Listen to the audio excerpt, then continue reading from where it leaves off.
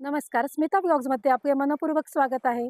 प्रत्येक गृहिणीचा एक प्रश्न असतो की आपण जे स्वयंपाक बनवतो त्याला चव कशी येणार. तर आज तो तुमचा प्रश्न मी सोडवणार आहे. तर आपण आज भेटणार आहोत अक्षयाला. नमस्कार. नमस्कार. करूया. हे आपले क्रिशवी मसाले आहेत. जसं आपलं स्लोगन इथे सांगतं तसं आईच्या हाताची चव. तर हर गृहिणीला आईच्या हाताची चवच लागते. आपण दरवेळेला ट्राय अँड एरर करतो, पण आईच्या हाताची चव भेटत नाही, कारण का मसाल्यांमध्ये ती चव नसते, बरोबर. पण आपले हे क्रिशवी मसाले जे आहेत, हे इकडचे हे तुम्ही डंका बघू शकता, तुम्हाला आतमधनं प्रॉपरली दाखवली जाईल. तर या डंकेवरती आपण ही जे मसाले आहेत ते बनवतो. ह्याच्यामध्ये काही प्रिझर्वेटिव्स नाही आहेत, पूर्णपणे natural, safe, without any extra colour, preservatives शिवाय असलेले हे आपले मसाले आहेत. या तुम्हाला आतमधनं दाखवते.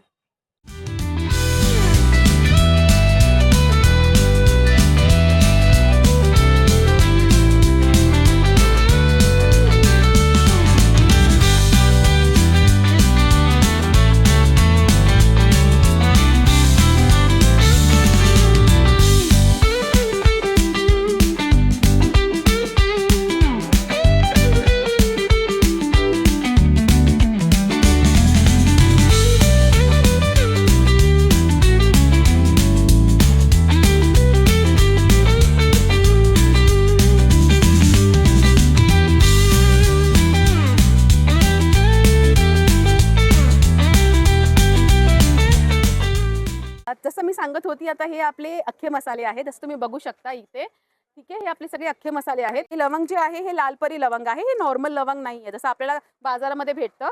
नंतर मग ही मिरी पण तुम्ही बघू शकता. बाजारामध्ये कशी सुकलेली मिरी असते, थोडी ग्रे झालेली असते, ही तुम्ही एकदम जेट ब्लॅक, डार्क ब्लॅक मिरी बघू शकता. सो याच्यामध्ये तुम्हाला कलर आणि प्रिझर्वेटिव्स बिलकुल नाही आहेत.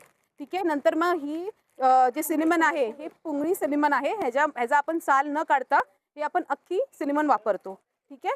हिंग पण तुम्ही बघू शकता, खूप चांगल्या क्वालिटीची हिंग आहे, ह्याच्यामध्ये काही मिलावट नाही आहे. जसं तुम्ही म्हणजे जिकडे आपण घालतो, फॉर एक्झाम्पल जर एक हिंग घालत असो, तिकडे चतकोर हिंगामध्ये पण तुमचं काम होतं, तेवढी स्ट्रॉंग हिंग आहे ही. असे हे सगळे मसाले आहेत. खसखस आहे, नंतर मग जायफळ आहे, बडीसोप आहे, असे सगळ्या प्रकारचे हे मसाले आहेत. या मसाल्यांनाच आपण बारीक करून जे आहे ते आपली मसाले बनवतो. जसे की तुम्ही हे धने बघू शकता, हे गावरान इंदुरी धने आहेत. ठीक आहे. पूर्णपणे सुकवलेले आणि पूर्णपणे चांगल्यापणे सुकवल्यामुळे ह्याचा वास खूप छान येतो आणि चवेला पण तेवढे छान असतात. नारळ आहे, सुकं खोबरं. ठीक आहे. याच्यामध्ये काही मिलावट नाही, तुम्ही बघू शकता. आणि ह्याचं तेल न काढल्यामुळे, तुम्हाला मसाल्यांमध्ये दाखवतेच तसं मी, याचं तेल न काढल्यामुळे ह्याच्यामध्ये जो तो पावडरपणा आहे तो नसून ह्याच्यामध्ये ऑइल कंटेंट जे आहे ते तुम्हाला तसंच भेटणार आहे. आपण पुढे बघूया. चला, हा आपला गोडा मसाला, त्याच्यामध्ये अख्खे मसाले, खोबरं आणि तेल. ठीक आहे. आता हा तुम्ही बघू शकता, याच्यामध्ये तुम्ही हे बघू शकता, याच्यामध्ये ऑइल कंटेंट आपण बिलकुल काढलेला नाहीये. ह्याच्यामध्ये तेल तसंच आहे, त्यामुळे ह्याला चिकटपणा तुम्ही बघू शकता. पावडर सारखं नसून याच्यामध्ये तुम्ही हे बघू शकता कसं आहे. ठीक आहे. मालवणी मसाला आहे. मालवणी मसाल्यामध्ये हा मालवणची म्हणजे शान आहे. या मसाल्यामध्ये सगळे गरम मसाले येतात आणि मिरची हे खमंग भाजून पावडर केली जाते आणि नंतर हे विकलं जातं. ह्याची टेस्ट अतिशय अप्रतिम आहे. व्हेज नॉनव्हेजमध्ये हे खूप छान असते. हा मसाला,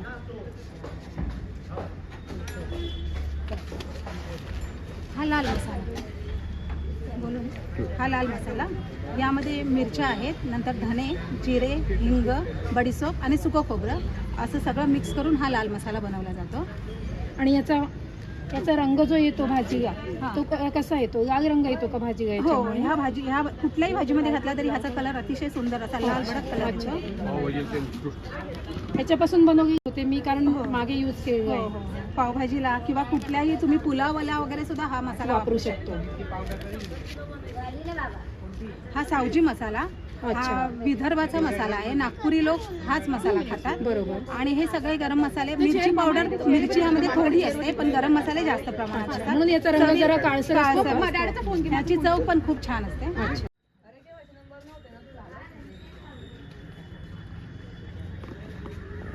हा कोल्हापुरी मसाला, यामध्ये आलं, लसूण, कांदा, कोथिंबीर वगैरे सगळं घातलं जातं. त्यामुळे हा एकदम चवीला अतिशय सुंदर असतो. व्हेज नॉनव्हेजला खूप छान लागतो हा मसाला. आणि अगदी थोडाही जरी घातला ना तरी ह्याला तेल सुटतं. बरं. तर हा कोल्हापूरमध्ये वगैरे जास्त बनवला जातो, पण आपल्याकडे मिसळ किंवा मिसळला जास्त वापरला जातो. नाशिकची मिसळ पण खूप चवदार होते ह्याची. खूपच सुंदर कलर आहे याचा तर.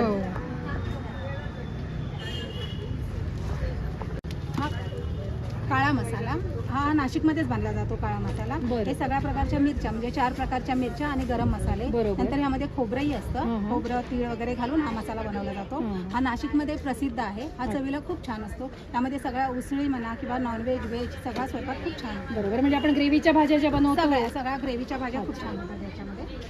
हा त्याचा कलर आहे. ही सेलम हळद आहे. ही अतिशय म्हणजे चांगल्या प्रतीची हळद आहे. बरोबर. ही अगदी जखमेवर सुद्धा लावू शकता. लहान बाळांना जखम वगैरे झाली त्याच्यावर सुद्धा लावू शकता. ही रोज पिऊ शकता. जेवणात तर वापरू जसं शकता. आपण दूध हळद पितो रात्री. बरोबर. अगदी म्हणजे अगदी शेतातली हळद आहे. अच्छा.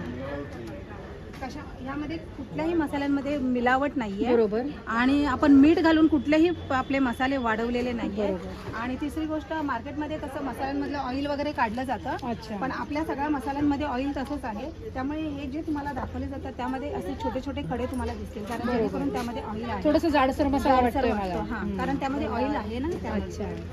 हा आपला खानदेशी मसाला. हा जळगावचा वगैरे प्रसिद्ध मसाला आहे. बरोबर. आणि ह्याची चटकदार चव अतिशय सुंदर असते. हा तिखट असतो थोडा कारण ह्यात गरम मसाले जास्त आहेत. त्यामुळे अतिशय तिखट पण खूप सुंदर याची चव असते. व्हेजला नॉनव्हेजला दोन्हीला हा खूप छान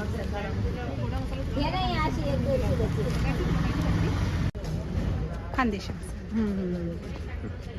ही काश्मीरी बेडगी आणि काश्मीरी मिरची असं दोन्ही मिळून ह्या मिक्स केलेल्या आहेत. अच्छा. कारण बऱ्याच लोकांना कसं असतं की तिखट नको असतं. बरोबर. हा मीडियम तिखट वगैरे हवं असतं. मग अशा वेळेला काश्मीरी आणि बेडगी असेल तर ह्याची म्हणजे तिखट जास्त होत नाही. मीडियम तिखटमध्ये आणि कलर पण छान येतो. अच्छा. याने तर्री कलर खूप छान होतो ह्या मिरची. हा कलर बनवतो. अच्छा. वा. ही आपली बेडगी मिरची पावडर. ही सगळ्या स्वयंपाकामध्ये म्हणजे सगळ्याच मसाल्यांमध्ये बेडगी मिरची पावडर लागते. ही खूप प्रसिद्ध आहे बेडगी मिरची. सगळे जेवढे आपण मसाले करतो त्यामध्ये बेडगी मिरची पावडर आहे. ही चवीला पण छान असते, तर्रीदार आणि जाडसर असते. अच्छा. नंतर ही जिरा पावडर. ही खमंग जिरा म्हणजे छान भाजून अगदी ह्याची पावडर केली जाते. बरोबर. जिऱ्याची याचा वास वगैरे बघा अगदी म्हणजे असं देशी वास आहे. चवीला पण खूप छान आहे. ही आपली धने पावडर. आपले जे गावरान इंदुरी धने आहेत बरोबर. त्याची ही भाजून छान पावडर केली जाते. बरोबर. प्रत्येक स्वयंपाकामध्ये आपल्याला लागतेच हे. अच्छा. आता आपण थोड्या वेळापूर्वी धणे जे बघितले हां, त्याचीच पावडर आपण ही बनवली. भाजून केली जाते. अच्छा. नंतर हा आगरी कोळी मसाला. आगरी कोळी मसाला थोडा तिखट असतो. कोळी लोक माशांना, चिकनला, मटनला हा मसाला वापरतात. बरोबर. तिखट असतो पण चवीला छान असतो. आणि याला पण अच्छा. तर्री कलर वगैरे खूप छान येतो या बरोबर. मसाल्याला. बरोबर. हा आमचा एक जादुई मसाला. अच्छा. कारण मार्केटमध्ये मसाला आलेला आहे किचन किंग म्हणून. बरोबर. पण त्याचं हे वेगळं व्हेरिएशन आम्ही केलेलं आहे किचन क्वीन म्हणून. अच्छा. यामध्ये असे काही प्रकार आम्ही घातलेले आहे. सगळे घरगुतीच आहे पण अतिशय सुंदर. हा कुठल्याही भाजीमध्ये, पुलावमध्ये, वांगी भातामध्ये अगदी थोडासा तुम्ही पाव चमचा जरी घातला ना तरी स्वाद अतिशय सुंदर येतो ह्याचा. अरे वा. तर म्हणून याला जादुई लोकांनी नाव ठेवलेलं आहे जादुई मसाला. अरे वा. म्हणजे कसं प्रमाण पण त्याचं कमी लागतं का? हो कमी अगदी वरून घालायचा. सगळा स्वयंपाक झाला ना बरोबर. भाजी वगैरे की वरून फक्त पाव चमचा थोडंसं घालायचा. अच्छा. वास पण छान येणार आणि चव पण छान. बरोबर. बरोबर. नंतर ही काश्मीरी मिरची. आपण काश्मीरी म्हणजे बऱ्याच लोकांना ऍसिडिटीचा वगैरे कसला त्रास असतो. त्यांना अजिबातच तिखट चालत नाही. बरोबर. मग अशा वेळेला किंवा बरेचसे प्रकार जसं आपण बटर पनीर झालं किंवा कितीतरी प्रकार असे लाल फक्त बनवले जातात बरोबर. पण तिखट नसतात. अच्छा. मग ही मिरची फक्त कलर देते. ही बरोबर. मिरची अजिबात तिखटपणा देत नाही. मग त्यावेळेला ही मिरची वापरली जाते काश्मीरी. आता ही बेडगी आणि संकेश्वरी. बेडगी संकेश्वरी म्हणजे ही मालवणमध्ये म्हणजे आमच्या कुडाळमध्ये किंवा मालवणमध्ये ही मिरची खाली जाते. बेडगी संकेश्वरी. ह्या दोन मिरच्या एकत्र गेल्या की तिखटपणा पण येतो, जाडसरपणा पण येतो, बरोबर. चव पण येते आणि स्वयंपाक अतिशय छान होतो. रंग पण येतो का हो, भाजीला रंग पण त्याच्यामुळे? येतो अतिशय अच्छा. सुंदर. त्यामुळे सगळ्या स्वयंपाकामध्ये आमच्या ही बेडगी आणि संकेश्वरी मिरची असते. वा. चवीला पण छान आणि अतिशय उत्कृष्ट अशी. खूप छान प्रोडक्ट आहे सगळे. हां. आणि ह्या कुठल्याही मसाल्यामध्ये कुठलाही मसाला तुम्ही वापरला लवंगी मिरचीने ऍसिडिटी, अल्सर अच्छा. वगैरे हे प्रकार बरं, येतात. बरं, बरं. त्यामुळे आपल्या कुठल्याही मसाल्यांमध्ये लवंगी मिरचीचा वापर केलेला नाही. अच्छा.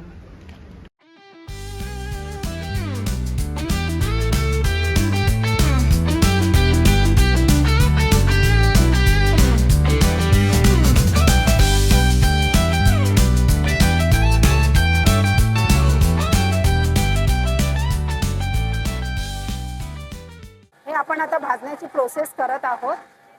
धने टाकले आता. धन्यानंतर त्यावर आता मिरची टाकली जाईल आणि खमंग भाजले जातील. हो, त्यानंतर खडे मसाले टाकले जातील. आता धणे झाले, आता मिरच्या, या मिरच्या टाकल्या जातील. थोडंसं फक्त भाजलं जाणार, हे जास्त नाही भाजता येणार. आणि हे झालं की ह्याच्यावर नंतर खडे मसाले टाकायचे.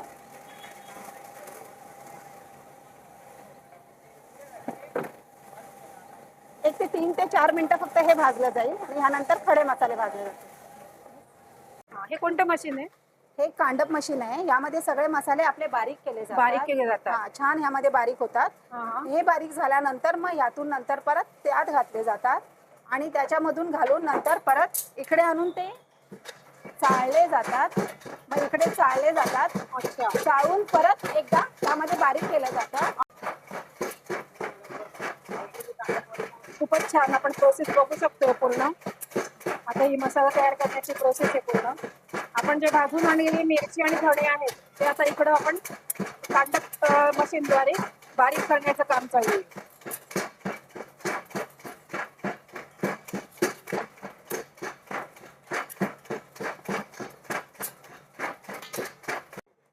कांडप यंत्रामध्ये बारीक केल्यानंतर या मशीनमध्ये तो अजून मिक्स केला जातो मसाला. मग त्यामुळे अजून बारीक होतो आणि चांगला मिक्स होतो. त्यानंतर ह्याच्यामध्ये चाळला जातो मसाला. ह्या मशीनमध्ये खोबरं वगैरे घालून चांगलं बारीक केलं जातं मसाला.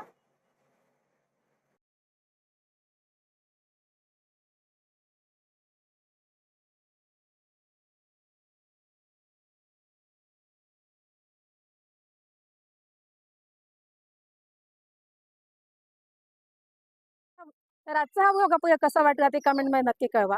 आपले चॅनल स्मिता ब्लॉगला नक्की सबस्क्राईब करा, व्हिडिओला लाईक आणि भरपूर शेअर करा. धन्यवाद.